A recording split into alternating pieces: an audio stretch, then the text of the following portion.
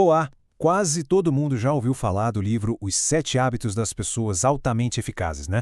Mas a grande questão que fica é, como é que a gente pega esses princípios, que são incríveis, e transforma em ações de verdade no nosso dia a dia? Bom, é exatamente isso que a gente vai fazer aqui. Vamos destrinchar esse clássico e focar no que realmente importa, a aplicação prática.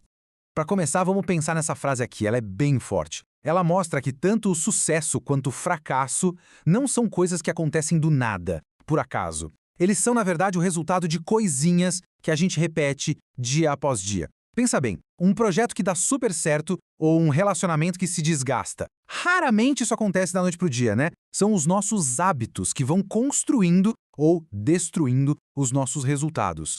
Então, a pergunta que vai guiar nossa conversa é essa. Se vencer é um hábito, como é que a gente pode, de propósito, cultivar isso na nossa vida? E a resposta, olha, não está em diquinhas rápidas ou truques de produtividade, não. A resposta está em algo muito mais fundo. A gente precisa ir lá na raiz da eficácia, que é onde a mudança de verdade acontece.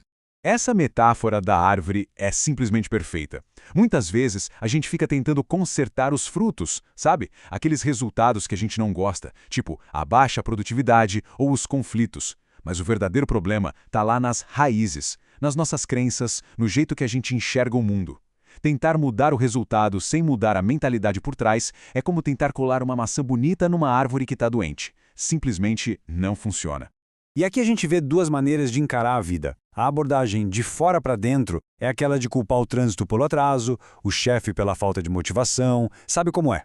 Já a abordagem de dentro para fora é o total oposto. É a pessoa que sai mais cedo para não pegar trânsito, é quem encontra a própria motivação. A mudança real começa dentro da gente para só depois conseguir mudar o que está do lado de fora.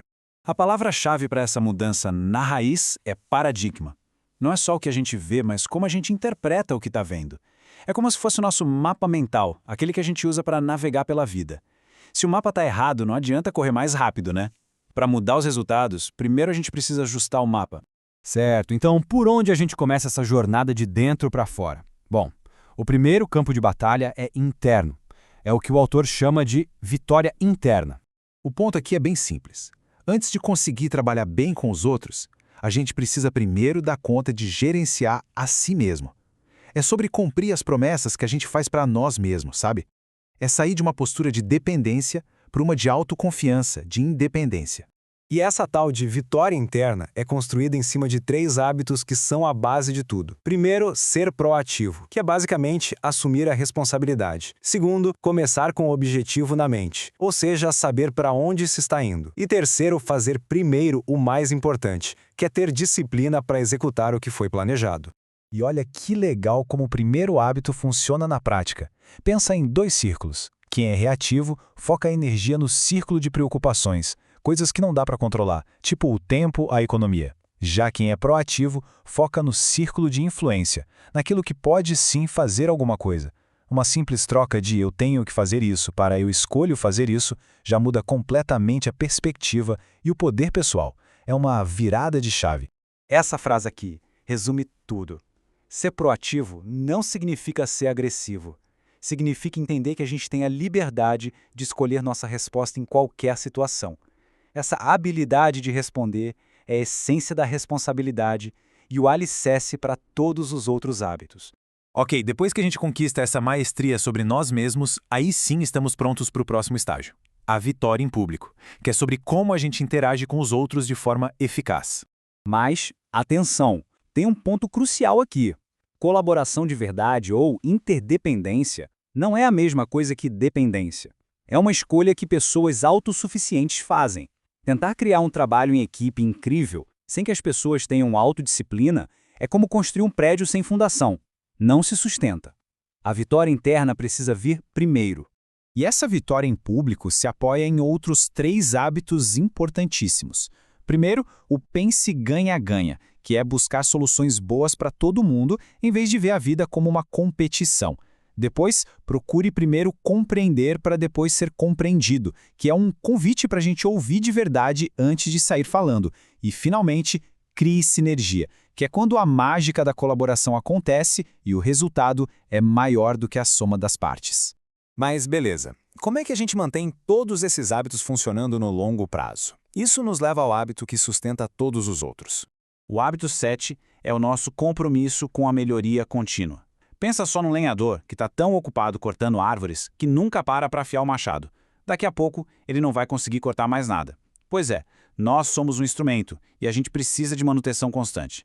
E essa renovação tem que ser equilibrada em 4 áreas-chave da nossa vida. A física, cuidando do corpo, a espiritual, se conectando com nossos valores, a mental, sempre aprendendo e crescendo, e a social/emocional, nutrindo nossos relacionamentos. Se a gente negligencia uma delas, pode ter certeza que afeta todas as outras. Então, a grande lição é esta. Parar para afinar o instrumento não é perda de tempo, é pura estratégia. É o investimento mais inteligente que a gente pode fazer, porque no fim do dia, o único recurso que a gente tem para enfrentar qualquer desafio na vida somos nós mesmos. Tudo isso é muito poderoso, mas a pergunta de R$1 milhão é: como começar agora? Vamos para a parte mais concreta de todas. Para começar hoje mesmo, sem desculpa, aqui vão 3 passos bem práticos. Primeiro, por um dia, só por um dia, preste atenção em como você fala. Repare quantas vezes usa uma linguagem reativa. Segundo, pega um problema que está te incomodando, pensa sobre ele, dá para ter controle direto, indireto ou não tem controle nenhum.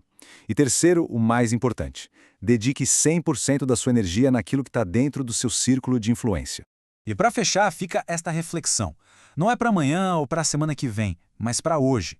Olhando para os desafios atuais, qual é a menor, a mais simples ação que pode ser tomada agora mesmo, dentro da sua própria área de influência, para começar a cultivar esse hábito de vencer?